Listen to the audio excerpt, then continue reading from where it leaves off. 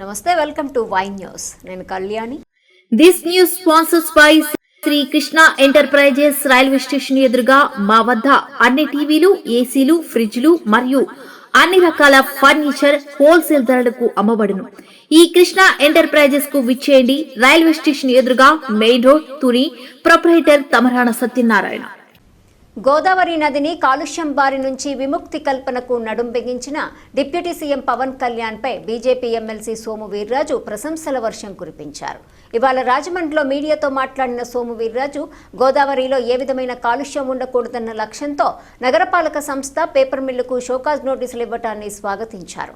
Dynamic leader గా పవన్ ముందుకు వెళ్తున్నారని వీర్రాజు కొనియాడారు.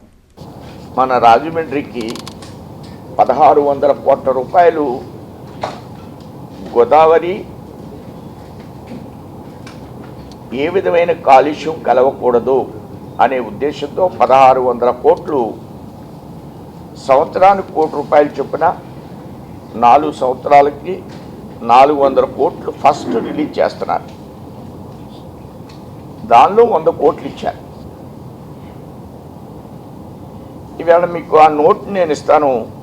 ఇది గత అనేక సందర్భాలుగా పుష్కరాల్లో సమావేశాలు జరుగుతున్నప్పుడు ఈ అంశాన్ని నేను తెర మీదకి తీసుకొచ్చాను. ఇప్పుడు పుష్కరాల సందర్భంగా పవన్ కళ్యాణ్ గారు నేను మాట్లాడుతాం, అవసరమైతే కేంద్రం దగ్గరికి కూడా వెళతాము అని అన్నారు.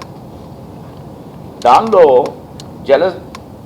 అలానే మన కలెక్టర్ గారు నేను రైజ్ చేసిన తర్వాత దీన్ని మన గౌరవ పార్లమెంట్ సభ్యులతో కూడా ఈ విషయాన్ని కేంద్రం దృష్టికి తీసుకువెళ్ళారు.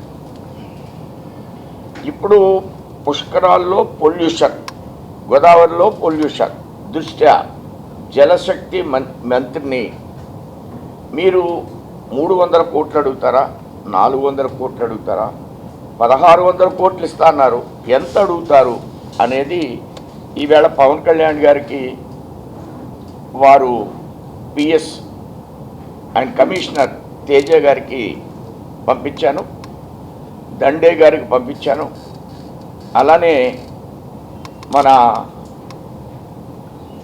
సివిల్ సప్లై మంత్రి గారికి కూడా పంపించడం జరిగింది.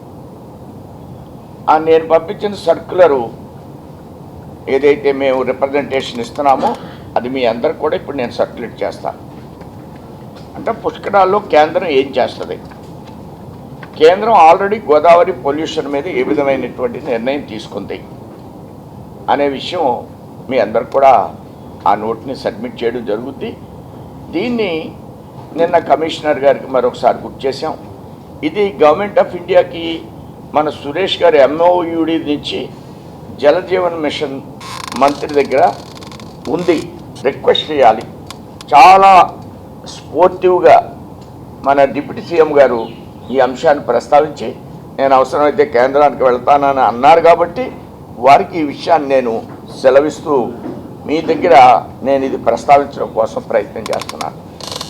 అలానే వారు గమనించిన విషయం 294 గ్రామాలు డెవలప్ చేయాలి మనం పుష్కరాలకి. 294 అవన్నీ పంచాయతీరాజులో ఉన్నాయి. వారు ఆల్రెడీ ఒక మోడల్ ఘాట్ని కట్టాలని, VIP ఘాట్ని, అది మునుకూడలి దాన్ని ఒకటి కట్టండి అని వారు నిర్ణయం తీసుకున్నారు. అది కూడా మునుకూడల్లో ఘాట్ కట్టేటువంటి ప్రయత్నం జరుగుతుంది.